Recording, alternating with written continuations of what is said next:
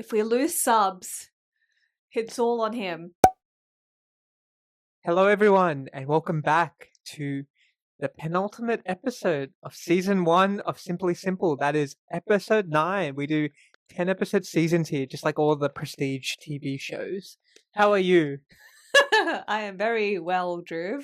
We have finally, by the time you're watching this, caught up to our episodes. Yes, you can binge watch our episodes on your favorite platform. Before we go on break. Not yet, though. We still have one more episode, but this will be a very short addendum. We are going to, as was foreshadowed, go into the subscription economy.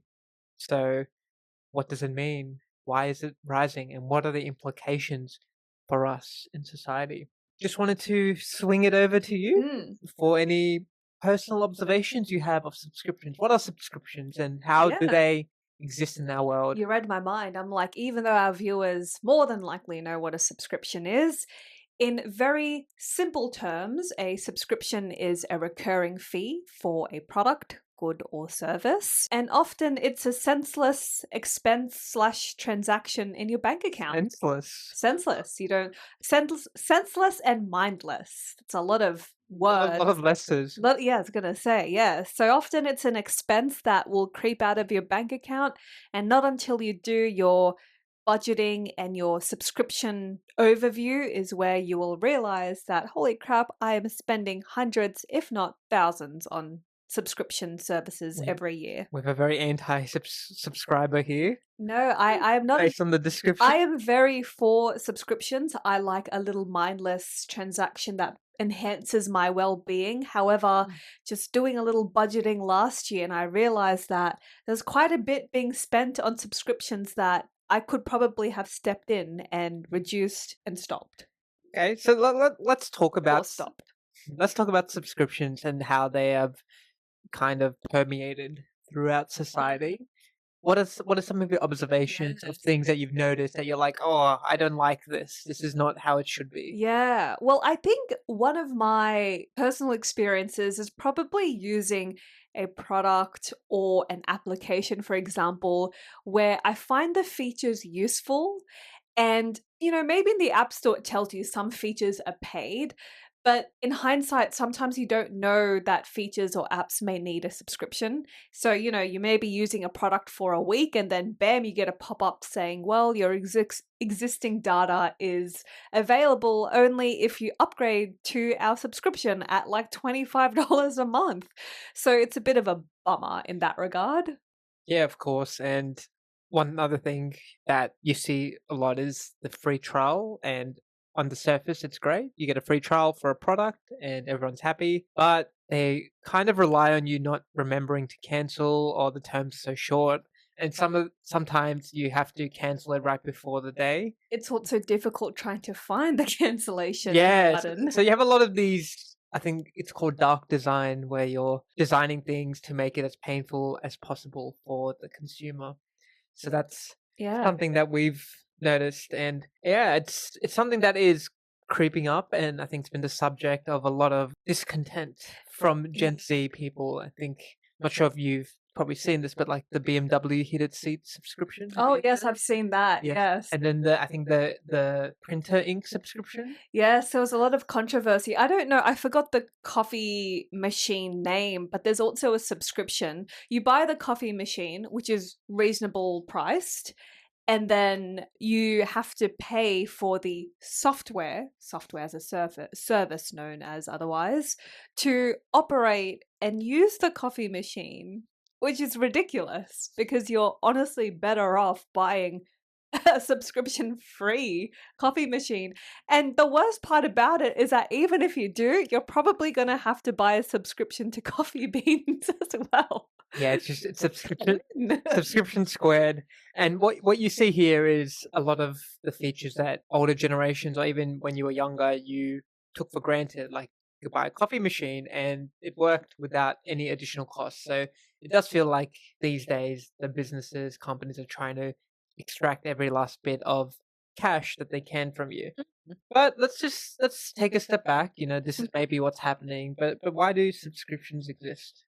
Were they always existing in society? What happened there? Yeah, I'm trying to think back to a few years ago if you and I were ever exposed to subscriptions when we first started, maybe earning like pocket money. I don't really think subscriptions were as glorified or Couldn't afford it. advertised. That too. But I think there's a lot of subscription boxes to like everything. We've got beauty boxes, like book subscriptions, heating seat subscriptions, etc. So I think one of our points is that there are advances in technology as well. And it goes back to our previous episode, if you haven't watched it already, where you are, in a way, thinking that you want to be on top of the latest tech, or you're somehow convinced to be through some marketing channel or avenue, a bit of a personal benefit. And what was that word that we used in the previous episode? That happiness/fulfillment of keeping up to date with the latest trends. So, since there's more advances in technology, there's more possibilities to do things and, benefits, even downsides to your overall well being. So, that's an aspect. I think that is, but I think also advances in tech just made it a lot easier to implement these business models where you can deliver updates over the cloud, over the internet, for example. So it just becomes a lot easier to, update a piece of software, you can update your car through Wi-Fi. That's Isn't that crazy? it's crazy, yeah. So tech advancing is just on a huge. Mm, It's been a huge reason, I think, why we're seeing the rises of subscription, the definitely. economy. And also, I think we have to remember that subscriptions isn't necessarily something that is new. Mm. It's been around for centuries. When you think about newspapers, for example, Yeah, people don't think of that as a subscription, but you used to pay to get access to the newspaper every day. That's a yeah. subscription model. So it's just that model's just now enhanced and Mm. developed. And you see companies getting a bit creative, as you'll see in our break game, getting more creative and unique with what products can be made into a subscription. So, we mentioned coffee beans, which, was something that you could get at Woolies or wherever you get your coffee beans. But now you have the option to customize your coffee bean order. There's also candle subscriptions. There's a lot of unique subscriptions. You can buy your vitamins as subscriptions as well. So is it all kind of a consumeristic game, Drew? Like, what's going on here? In a way, it is slightly, majorly, depends how you look at it, consumeristic. I think it's also just different consumption patterns in Mm, society. I think we're less focused, or maybe we prioritize less mhm. ownership and we prioritize more access. So Yeah, Spotify is a good example. Back yeah. in the day, you used to pirate or download buy your music one Also, one LimeWire. LimeWire and all the other dodgy sites that you used Yeah. to go to. So naturally, things are getting more accessible and unfortunately more expensive. But we kind of, mentioned that debacle around, Netflix, for example. It's a subscription streaming service. But I know they've really tightened the rules about, having your friends as family to, join a subscription. But it's all a very interesting kind of economy that we're in, Yeah, and an Netflix is expensive one too. Netflix is a good example Yeah. because back in the day, you used to, rent your videos through, the video store, Blockbuster, Blockbuster, yeah, all those Video Easy. exactly, and or you used to buy, your favorite TV show, your favorite movie, Mm, and now people just don't value. They'd rather instead of buying something that they might watch a few times, mm, one-off costs. I think people now just prefer paying a monthly fee to get a wide range of content. And mm, to be honest, I can't blame them. I think that something like Netflix, I think that does make sense where you're subscribing to such a wide library mm. of content for a fee. I think consumers look at that and they say, that is better value for me rather than buying something that, yeah, I own it, but at the end of the day, something maybe like content, entertainment, it's not Mm. as important to own something. But Same with music as well. not to say that subscriptions are bad, it's just that there should be a reasonable ratio or like an oversight to like what you're paying. And often, when you do have a subscription to a streaming service, you are able to, for example, buy a movie on Netflix or buy a podcast or Audible book on Audible, and you can have that copy forever unless something occurs to that company or they charge differently and you, out of personal persuasion, don't want to pursue a subscription with them anymore. But you kind of have that permanency when you're buying these products. But how permanent is permanent, though, Drew? That's a question I can't answer. But what we can do is we can go about why do companies like subscriptions? Why is this happening? Yes. Well, I think the first point, it's very, I mean, look, we don't, Simply Simple doesn't have a subscription service that is paid for products, but you do get a subscription for free videos. So subscribe if you haven't Oh already. God. I've turned into those people on YouTube. But one of the first reasons I would say is that it's a recurring and a predictable cost for companies. Subscription boxes, in my point of view as a consumer, is that element of being able to forecast the same materials, the same costs. Also the fact that you can get a bit of a gauge or sense something that, maybe people like the subscription box, and if you've got more numbers of people subscribing, then you kind of have a bit of data, I guess, on how you can either tweak those subscription boxes or what kind of products your consumers like. One thing I have noticed though is that sometimes what companies offer, as single-handed products that you can buy are in a subscription box. So often subscription boxes can be a bit of like a add-on kind of product to purchase. So I think it's that aspect of cost for companies. It's predictable, can forecast better, gives you more insight into what your consumers prefer, and it gives you more data generally how to navigate and design products. I think that is a great answer, and I don't have too much to add to that. Fabulous. So yeah, it makes sense from a company's perspective for the reasons you said, and I think it's just a natural growth from where we were previously with one-off purchases, and it's hard to say that the companies are necessarily wrong in their perspective. So should we move on to? Oh, we only had 1 point for that one. This is a speedrun episode. Oh, it is. It's an addendum episode. Drew, insert the word addendum with some sparkles, only if you can. All right, Drew. Now, I mentioned a few minutes ago that there is a paid coffee machine. You mentioned BMW's heated seat. Where does it go wrong with subscription boxes? What's happening? Where does it go wrong? Yeah, where does it go wrong? Or where it goes wrong is what we wrote on our agenda. Well, I think as we said earlier, where it goes wrong is really just things that you expect should be a one-off purchase. Like heated seats is not software. It's really just functionality that is built in the car. Like you don't need. There's no reason why you need to pay extra to heat your seats. It's already Yeah. there. It already exists. Well, I think it's also like how marketing companies like glorify the particular product. Like it can be like, okay, heated seats are nice, but it's not a necessity, I would say. Yeah, and look, honestly, it's a shame because there's so many products out there that exist that I think would be useful, but I'm just kind of turned off by the subscription. I think, Fair enough. without naming too many products, Yeah. there's some fitness rings, for example, that Someone on the other side is probably like, yes, okay, gotcha. there are some products like that where Yeah. you buy the product itself and then you have to use a subscription. You have Yeah. to buy a subscription to use that product as it was meant to be used. I think that stuff's a bit more. I think this is why people have subscription And that fatigue. product is generally cheaper than the subscription itself. Yeah, that's why I think people have subscription fatigue because it's almost like everything around you is trying to just like get you to commit for a monthly fee, and I think that's where it goes wrong, where you don't Yeah. where you feel like you're always having to pay to live in this In world. the company's defense as well, I also think it's a way for them to get a bit creative. Like if a customer doesn't like a particular product or service that they provide or feature in that subscription, it's their way of saying like, or like, just sussing out how they can change that particular functionality in that subscription or offering. And it's strategic in the sense that they can offer it as a standalone product as well if there's a lot, or even hike up the increase or the price for their subscription. Like I said, I think they can do it right, and I think Netflix is a good example, and Yeah. Spotify.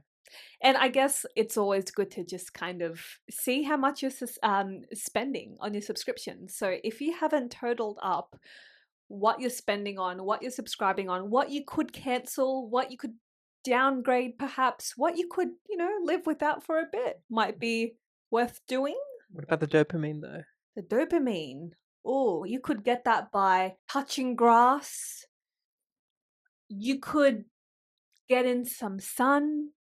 You could pop up some recording and put up a YouTube video. What if you don't live in a sunny country? You can get a, What if it's bleak, dark, and raining? well, you Can't can touch grass, it's a bit wet. attempt to light a fire with some tree sticks. What if you live in a shoebox apartment with no Or air conditioning in your room? you can use your existing lights and get some orange cellophane and make it into a campfire. Anyways, Dhruv, so that is a little overview of the subscriptions. It's a very straightforward kind of aspect where you're basically paying that recurring fee to get that offering from a company. Companies get more data about you. It's a creative and easy to forecast kind of expense. But at the end of the day, as a consumer, it's quite interesting to see different industries, particularly the health industry and the different kind of watches. Do you have one too? Oh, you do, I do yes. have a watch. Look at the consumerism. Look at this. Look at that.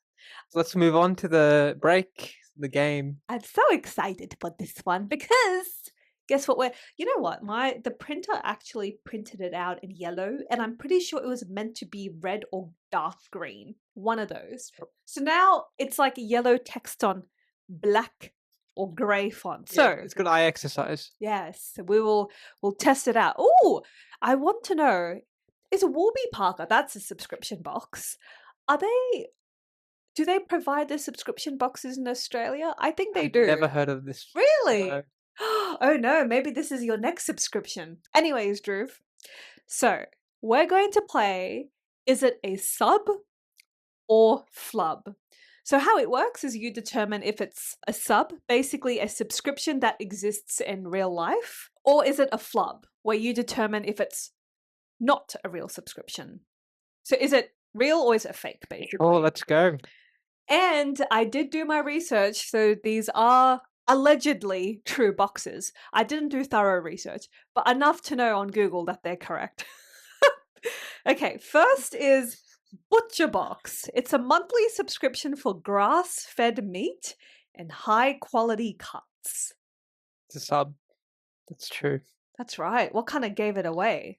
It's actually got a, I don't know, just it's like HelloFresh in Australia. Yeah. You can deliver like fresh ingredients. I can see like a meat one existing. That's quite nice for carnivores. Anyways, next one. Catflix. Not real, but we'd subscribe to cat videos on... Oh, I just said the answer. But it's called Catflix, and basically you subscribe to cat videos. I mean, that does sound fake because it is. Just go on YouTube. It's free. That's true. Yes, throwback to the time where, you'd see these videos. I think one thing I used to do that I used to find really funny when I was little is seeing people scaring other people. You know those pranks where people like rah behind the door? Oh, that's so funny. Okay, next one. A candle a month club. Scented candles delivered monthly. Sub. Oh. This is something women will like, I think. Oh, very, very gender biased. What if there's men who like their chamomile scented candles? I'm sure there are, but they probably wouldn't sub for it. Well, you are true. I am very stereotypical. Very gender norm enforcing. If we lose subs, it's all on him. Okay, so Sporkly. It's a subscription box where you can get cutlery at your service. Oh, it's a flub. Seriously? That was a made up one. Yeah. Am I just not good at pretending? Why would you sub for forks? I would. Okay. I was like, no one wants to make that business. You have one customer. Not. Okay, next one. Bespoke Post.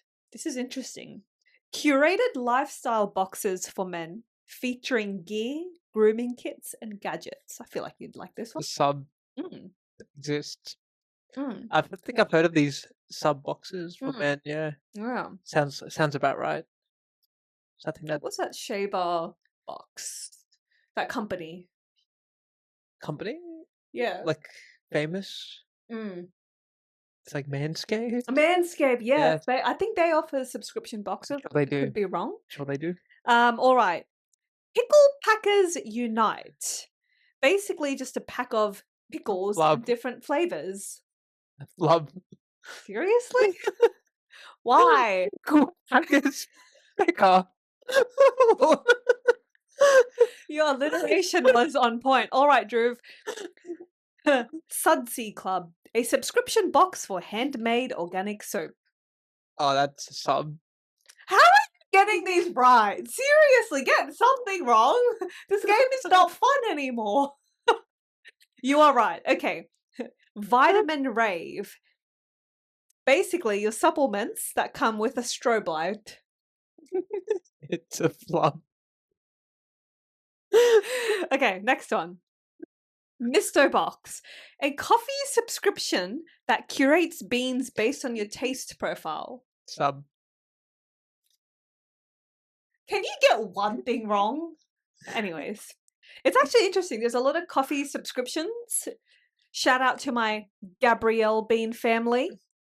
Yes, you are a big coffee sub. I definitely have culled down and pressed a lot of This skip is your buttons. essential sub. Oh, it's starting to become a non-essential as adulting Watch out, continues. Gabrielle. We love you, Gabrielle, but I will still be with you. But I will be hitting that skip button more than often. Okay, Spoon Drop. Basically a subscription where people mail you mystery spoons. It's a flub. You're wrong. What? I'm kidding. It's a flop. It's a flop. I just wanted a reaction. Okay. Okay, this one. Hunt a Killer. A true crime themed subscription box where you solve fictional murder mysteries. Sub. But yeah, that's right. I actually sussed it out. It looks Yeah, pretty it sounds interesting. I think that would exist. There surely is a board game subscription out there. Probably is. Yeah. Yes, I think so. Well, Drew, that concludes a very lame game, probably the lowest on the ladder. I will try again. Well, why in don't our I ask next you a question? episode. Yeah. What is it? Is it a good thing that I got all of them right? Does that mean subs aren't as ridiculous as they could be? Maybe you have a point to an extent, but how do you know whether the ones that are flubs are bad? Maybe they're good. They just haven't had a business model that's been thought through yet. Well, when we talk about subscription fatigue, clearly there are some massive gaps in the market. Maybe based on this it's that game. time of day where you're tired. It could be. I'm just saying that for all the doom and gloom, maybe it's not as bad as we think it is. Well, food for thought. I do want to ask you, what are 3 kind of subscription services or boxes that are like you see everywhere? For me, it's definitely coffee machine subscriptions, software as a service, Gym. Gym. That's probably the gym's probably the biggest one. Mhm. I mean, we're not going to count things like mobile plans, are we? Wi-Fi, all these things are subs, but we don't count them as subs Yeah. because that's too boring. They're just categorized as utility Utility, fees. say utility. We'll call them utility. Electricity is a sub. Yeah. You sub to electricity. Yes. Oh, you sub to everything. To fuel, perhaps. Yeah, I'd say a sub that people have as well. I mean, Netflix is everywhere. Spotify, Netflix, Yeah. they're really popular. Your Obviously, bills. If you want to feel better about adulting, you can just say Amazon Prime. Amazon Prime. Yep. That's a consumerism Yeah. sub. I mean, at the outset, these service platforms, they don't seem too expensive to subscribe to. But yeah, when you total them up at the end of the year, you're like, holy crap, okay. But I think like one thing that's really helpful as well is that if you're comparing like subscription plans and what to go with, it's always good to kind of be realistic about like, how they have like Audible, for example, they kind of have options as to what plan you want to be on. Maybe like for Spotify too. Maybe it's just worth kind of comparing prices. Maybe if there's someone who you're sharing a subscription with, and what features of that subscription you will use the most, that will determine which one's the most optimal for you. Of course, and I think that's very good advice. Let's turn to the closing segment. What does this mean for society, for us? What are the downsides? What is the implication? What is the positive of Yeah. moving to a subscription-based I world? think I've touched on it a lot. It's that spending aspect. Personally, doing my finances and looking at the subscriptions that I was paying for last year, you spend quite a lot on subscriptions, particularly when you feel as though they will enhance your overall well-being. Yes, they may, but I think like you lose that accountability to subscriptions. And I feel like sometimes in a way you think that once you subscribe, you kind of forget about it. But I think just having that accountability piece is so important to your finances. But also, I think it's just more of a self-discipline thing where you can have better evaluation of what you're putting your money towards and what it can be put towards. Yeah, so facilitates high spending and potentially contributes to going into debt because it's such a, mindless transaction. It just sneaks out of your account as a deduction and just pops up as a notification on your phone. That's true. I think also I feel like it almost preys on people that forget to cancel. So you're almost you're essentially attracting the people who care the least about your product. And those are the people that you count on the most, the ones who just forget it exists. Like Mhm. how many people just have Netflix and don't even like use it? They just forget that it exists. It's kind of like the comfort of having it there and accepting Exactly. it. Yeah. Exactly. So I think that's a big part. And also I think Mhm. from a society level, I think people are maybe not getting used to not owning things, and there might be less of a culture of like passing things down. So if you have kids, for Oh, example, how do you pass software down? yeah, how do you pass Netflix down? I mean, you can pass your sub down, but maybe it means a lot less than in the past where you could pass down That's a good your point. favorite movies, your favorite books, Mm. whatever your favorite things are. I feel like it's long gone are the family heirlooms. Yeah. So what does that mean? I mean, I like family heirlooms. I Yeah, don't want that to be lost. But I feel like yeah, if we don't own things anymore, if everything's kind of we sub for our furniture, yeah. not that we do, but if you sub for all of That these, would be interesting. yeah, but if you sub for all these things, right? Like, Yeah. what do you own? Like, what's your like? How do you build connection to anything if you're just subbing to I it? saw the other day that a florist was offering like subscription flowers. So if you want to, I feel like this works if you're like, living at a distance from your family or, your parents perhaps, where you can actually automatically, just like any subscription, an automatic amount will be deducted and it will like send those florals to, um, the recipient. So it's quite interesting. One thing I wanted to touch on is the aspect of less in person shopping and not really knowing what other options exist because you're so narrowed into that particular subscription product or offering. So I think it's just that reality of like you don't really have more of an understanding of the variation of products that you could be opting to, and the consequence of that sometimes is that you may not be exposed to maybe cheaper alternatives or maybe premium alternatives that you could opt for. And also, Drew, I know we talked a little bit about the culture. Well, we didn't talk about it, but we will soon. The culture of less maintenance as an aspect. Yeah. So if we discard things or we treat things as more borrowed or however it may be, I think that you're not as worried about maintaining things because Mhm. everything's more disposable, everything's more transactional, more service based. Mhm. So I think that's just something that not necessarily the business's fault. It's just I think it's just the maybe unintended consequence of moving to the subscription economy, Yeah. where people just will not get used to owning things. And I think that when you own something, you generally treat it with more respect and care than if you don't. So Yeah, I agree. I think it's so easy to slip into so-called easy expenses that it all adds up at the end of the day. And if you're not overseeing what you're spending on, it can become quite risky to your finances. And the consequential effects of maybe attaining a loan or planning for a holiday and realizing maybe you could have budgeted better earlier in the year to set aside some money for, your Europe or Japan trip or whatever. But that's pretty much it, Drew. A short and sweet addendum. I love that word. Fucking hell, Episode. addendum. It's over 30 minutes or so, so Right. it's still quite long. Yeah. So we try to keep it simple, but sometimes simple is long. Yeah. I feel Simple is like 30 minutes. that's right. Sometimes in these episodes, you know, it's quite simple to say some views and perspectives, but these are our observations on a life that isn't so simply simple. So, in saying that, we'll catch you in the last episode for season 1, and we will probably touch on when season 2 will commence. You may never know. Will we be back this year, next year? God knows. Will Drew even be a co-host? It's like the 3-year turnaround that some shows have. You know how they come back 3 years later. Could be Oh, that. that's terrible. Don't blame me. That's just how the business works. Oh, well, that's a good thing it's not ours. I didn't agree on it.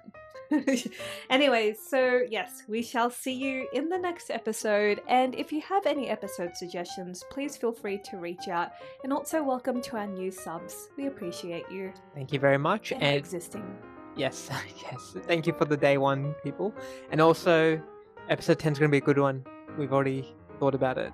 It's gonna Oh, really now? It's gonna slap. Oh, what a vibe to go with. Yeah. All right. It's a good one. Bye, everyone. See you. Stop! Stop! This is awkward!